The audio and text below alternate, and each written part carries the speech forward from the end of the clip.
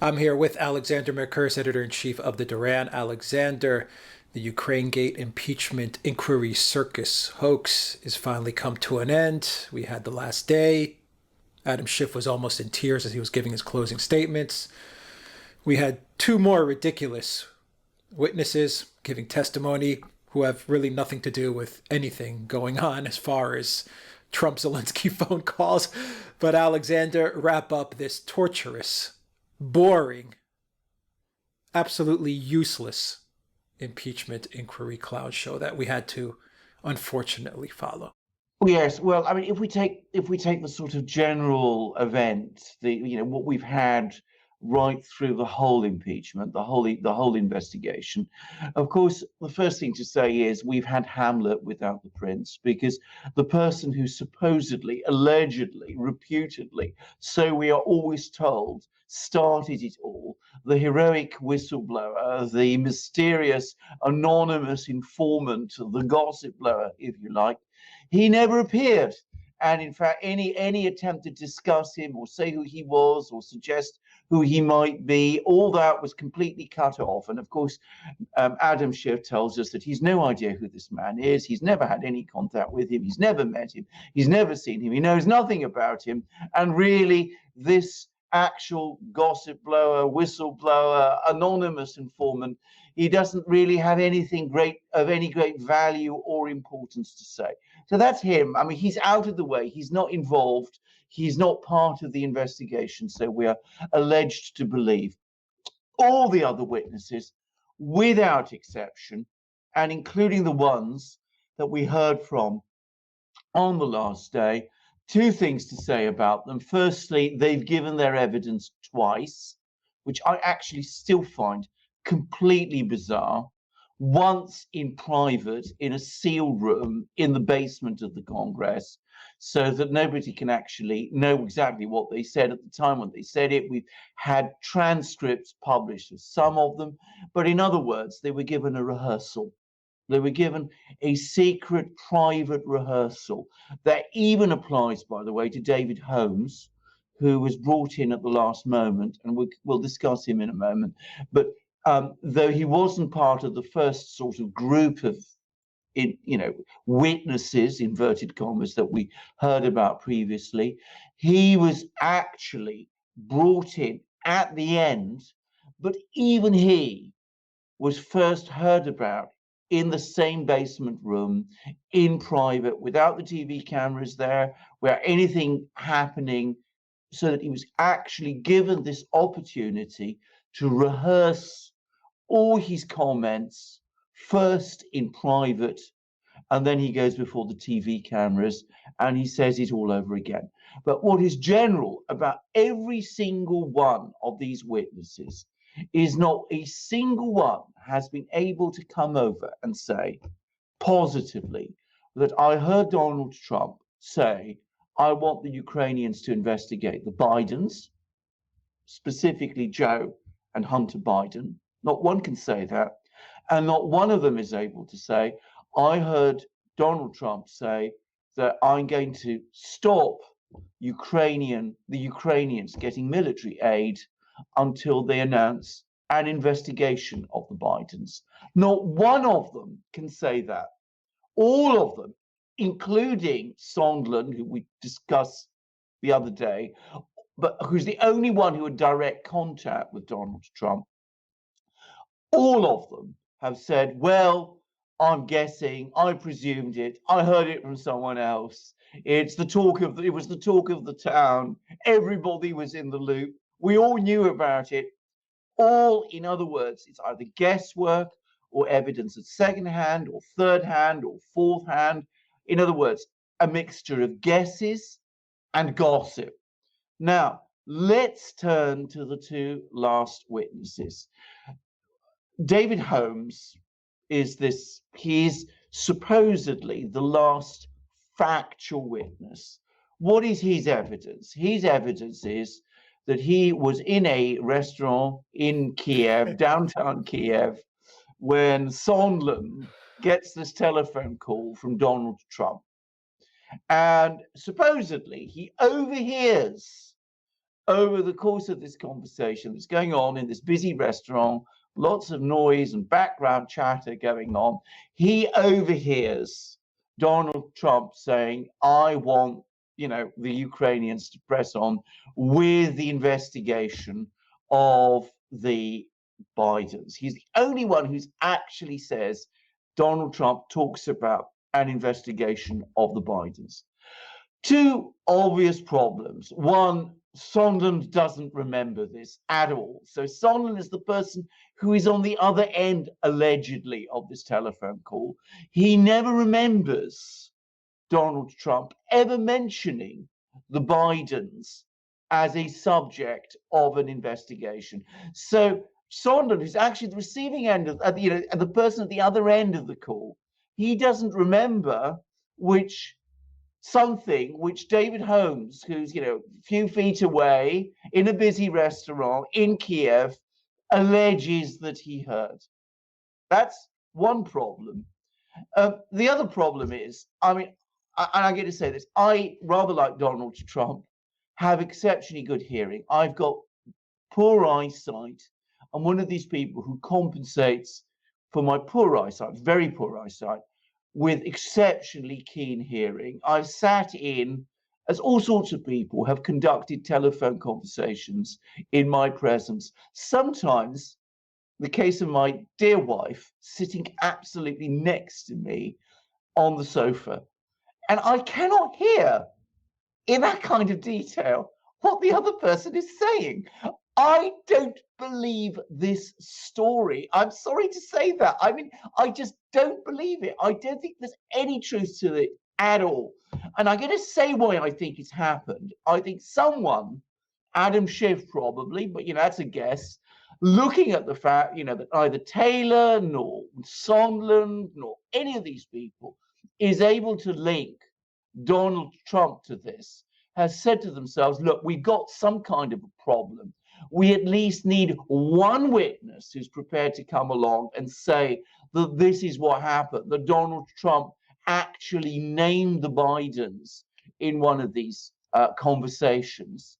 And so, lo and behold, Holmes appears and comes up with this absolutely ridiculous, nonsensical, untrue story.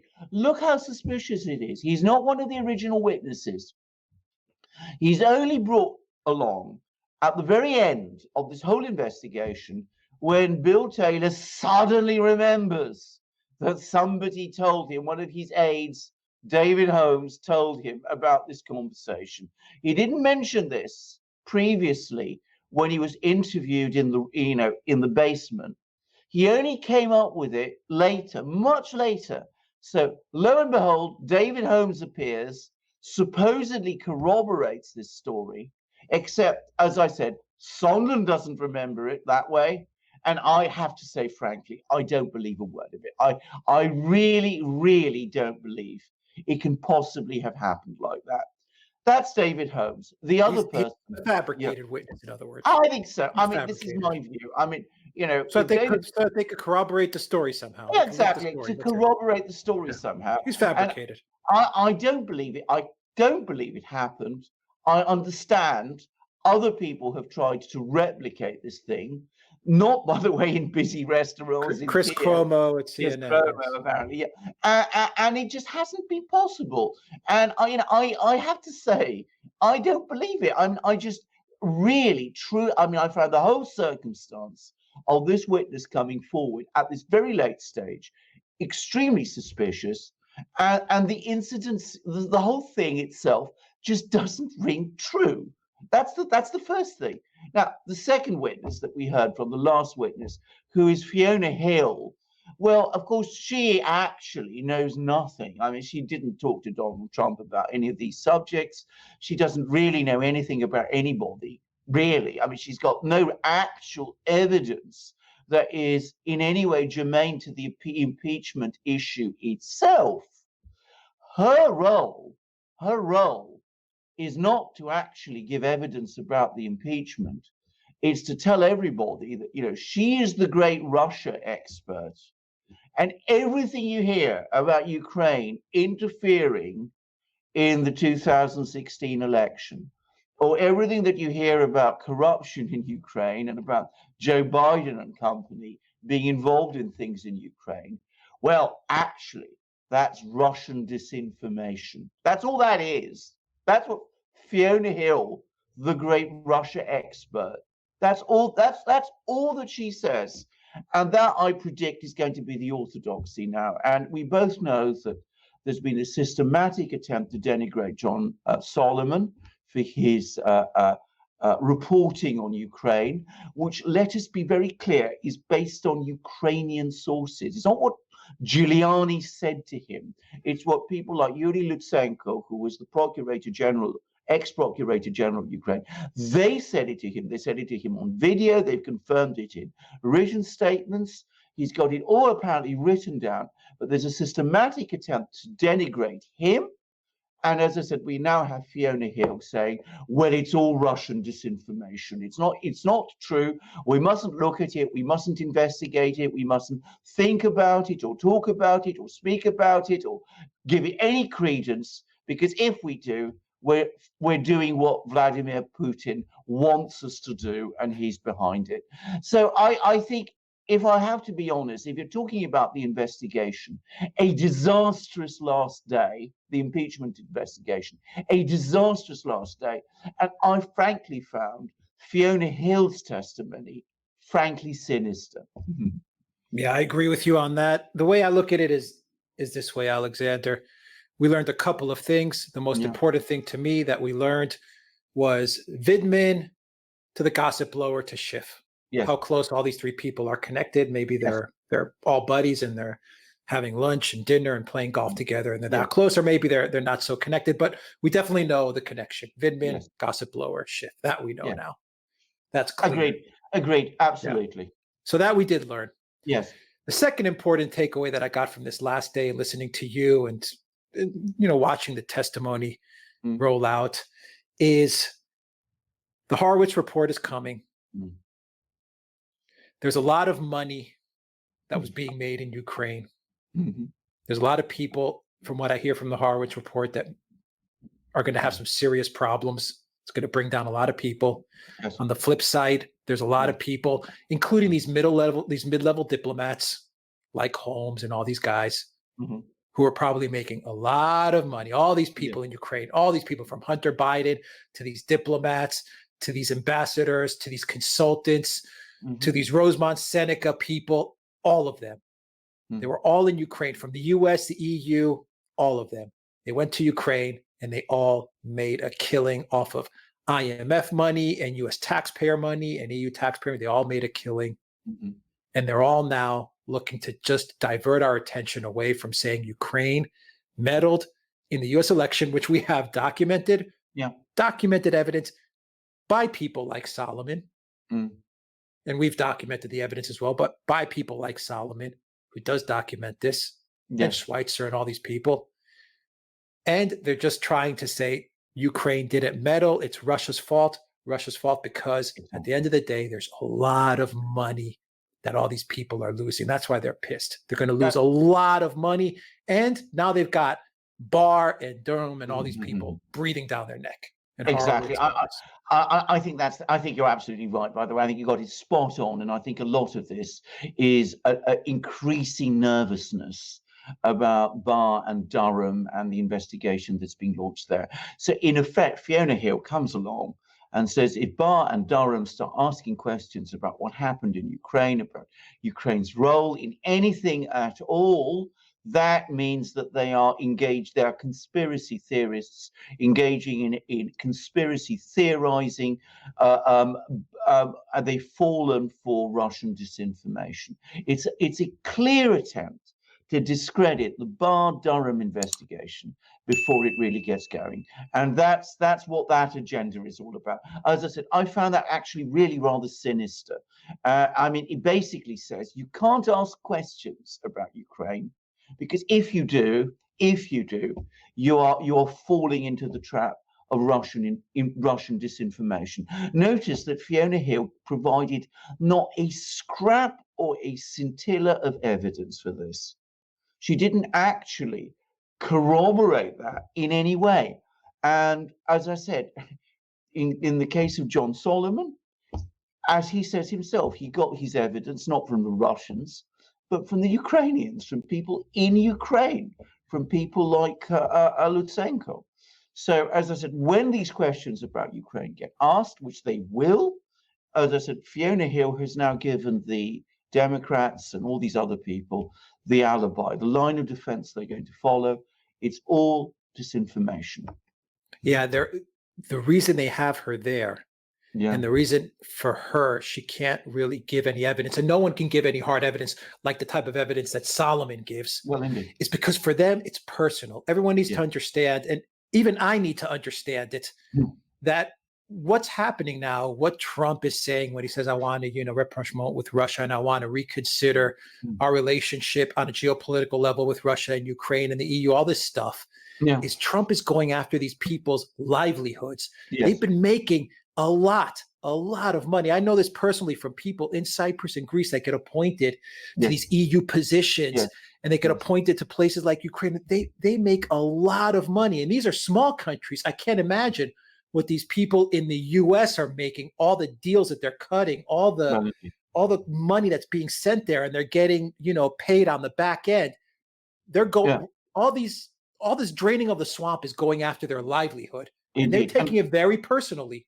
And they'll testify in order to save their livelihood. Indeed, so. And can I just say, being based in Britain and knowing some people who work in the London property market, I also happen to know that there's lots of Ukrainian money which has been going into the London property market. I mean, and some of it, frankly, very dirty money from what I'm hearing.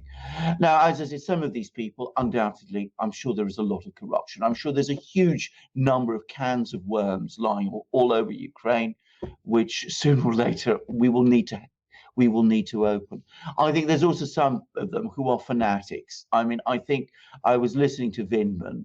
I think Vindman is a fanatic. That's my interpretation. He is somebody who passionately believes in the Ukrainian conflict with Russia. He wants to believe in Ukraine. He sees Russia as this great adversary, and that's what his whole agenda is. I think that's also true, by the way, of some of these State Department people. Yeah, but you can be both.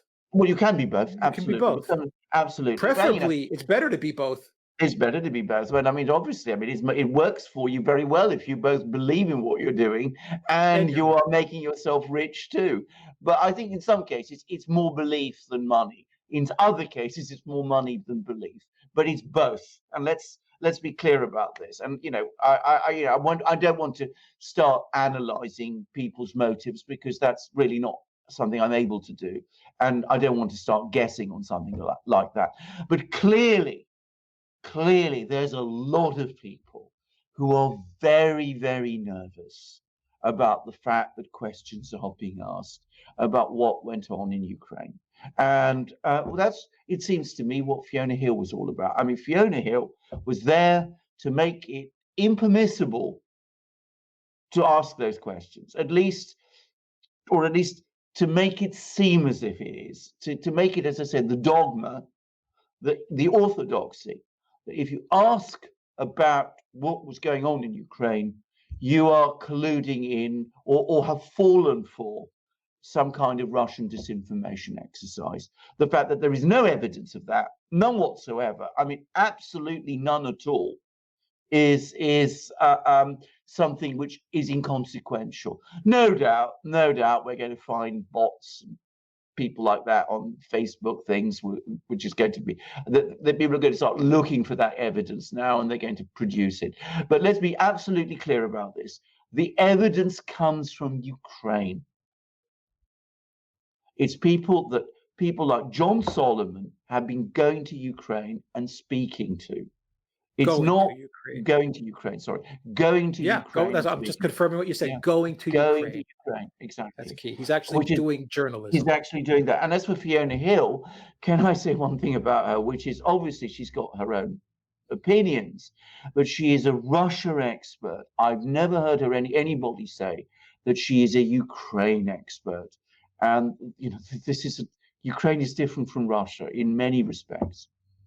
Yeah, Alexander, and just to give you my final thoughts and we'll Yeah, close it out. I think yeah, that when Trump questions the geopolitical yeah, makeup and strategy of the region, he really is going after one, like you said, their ideology. So it's crushing to mm, the psyche for these yeah, people. And then you're also going after their wallet and their pocketbook. yeah, It's a double whammy, and yeah. they're going to fight tooth and nail to not have their game spoiled. That's just Absolutely. the way they see it. Absolutely, but I think they miscalculated, incidentally, because the last word I'm hearing is that Donald Trump and his people want a trial in the Senate. Now, I have to say, Good for him. I always said this was going to happen. I know there's been some people who say that Chief Justice Roberts would be invited to dismiss the whole thing because of lack of evidence, and that's true. I mean, you could go up in theory and say no case to answer. Let's throw the whole thing out. But what Donald Trump wants to do, and he is a master at political theater, as we've talked about many, many times, is he wants a trial in the Senate. He wants all of these people called and subpoenaed and made to answer questions. And we're going to have all these people, Sondland, Holmes, all sorts of other people too. There's even talk about Adam Schiff being asked to give evidence, by the way. And of course, the famous, heroic, anonymous, secretive whistleblower. He's going to be apparently called to give Hunter evidence. Biden, he wants Hunter Hunter Biden. Biden, possibly Joe Biden. I mean, I wouldn't be Why surprised. not? All of them will be there in the Senate. And Why not Barack? Indeed so. So we're going to see it all.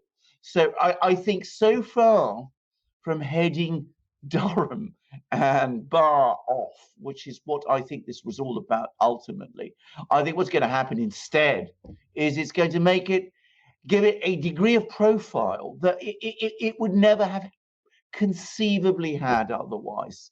We're going to see all of these people subjected to questioning by counsel. And as I understand it, Donald Trump is in fact entitled to instruct professional counsel to do the cross-examination for him in the Senate trial. So he's going to be able to do that. And as I said, it's going to be, I think it's going to be gruesome, actually. Well, it's going to be very interesting. We're going to learn lots of things, but as I said, not in the way the Democrats, I think, intended. I mean, it's going to be the classic situation where the accusers will be on trial instead of the accused. Yeah. What did we say before this video? They wanted a clown show. Well, they got it. They're going to get the greatest clown show on the face of the earth once Absolutely. Trump gets this to the Senate. Absolutely. Absolutely. And it's going to completely demolish them. And one final thing, I was actually watching, I think it was Hannity last night, and then Hannity brought up the fact that Schiff was having these large banquets and these campaign dinners with the Ukraine oligarch Pasternak. And I thought to myself, God, we reported on that a long, long time ago. We even did a video on it. Even Schiff, he's got his reasons, of course, for doing this, financial reasons. Of course. No one reports on it. No. This idea that people had in the US of getting involved in Ukraine was a complete disaster. It was a disaster for them. I mean, obviously, some people did very well out for it in the short term. But Paul Manafort, who was one of them, is already in prison. All sorts of other people will be joining him before very long. That's my prediction. Let's hope, Alexander. All right, Alexander Mercouris, editor-in-chief of the Duran. Thank you very much. Guys, if you like this video, click on that subscribe button, hit that like, smash that like, share the channel with everybody you know. Check us out on iTunes and on Soundcloud as well for an audio copy of this video. Please, please donate to us on PayPal, Patreon, and Subscribe Star. Your donation helps keep us up and running. And also, go to Telegram. Check out everything we post on Telegram, and also check us out on BitChute and on Duran Video, 2 video platforms where we can say whatever we want without the fear of being demonetized or hidden away in some corner of the web. Of the web, indeed. So, I mean, we are, as I said, we are very, very excited by these new platforms that we've been creating or that we've been, joining, and we think that they're going to extend our service and improve our service immensely, because there have been times when commentators have said, have remarked upon the fact that we've had to be careful about our choice of words, but we feel that we'll be more forthright there than we've been anywhere else, and that's something that we're very much looking forward to. And we are really, really impressed and very excited by the way these platforms are developing. So please do look us up there, and you can look us up in another way. You can go to our shop. You can buy our fantastic magic mugs. You've got to be very careful because this is about 2/3 full, but you can see how well balanced it is. I mean, all this stuff inside, and yet I'm able to hold it very lightly and very firmly in my hand with all this liquid, and it's all spilling out all over the place, and it's been kept nice and warm as I need it to be on this cold November London day. And it's tea, and I should say these are wonderful mugs, and the fact that they are so well balanced is a tribute to how well they're made. They're beautiful. They're a beautiful porcelain. By the way, for those who don't know much about porcelain, you can get porcelain in many shapes and forms. Some porcelain is heavy, some porcelain chips. Our porcelain is light, strong, and it doesn't chip. So it's absolutely great. And you can see there the emblem of the Russian Federation, which appears also on the Kremlin's mugs. But as I've said on a previous video, I'm sure their mugs are nowhere near as good as ours. So those are our mugs. And we have also fantastic shirts. We get amazing feedback from people who buy our shirts, as indeed we do for our mugs. They are superb quality, 100% cotton, incredibly stylish, incredibly comfortable. I am wearing today my long-sleeved t-shirt because, as I said, the weather is cold. So having a long sleeve shirt is nice and keeps you warm and comfortable. But we've got other great shirts. We've got short sleeve t-shirts. We've got really fantastic, amazing polo shirts. We've got V-neck shirts. We've also got other things you might need in winter, like hoodies and hats. You can have hats in summer too, by the way. And we've got stickers, and we've got fantastic things. And Alex is constantly refreshing our shop. So all this great merchandise is there. It's improving all the time. And what are you waiting for? Go to our shop, help the Duran, help yourself, own these great things. Alex will tell you how to do it. TheDuranShop.com. You'll find a link in the description box down below. Alexander Mercouris, editor-in-chief of the Duran. Thank you very much. Until next time, everybody. Take care.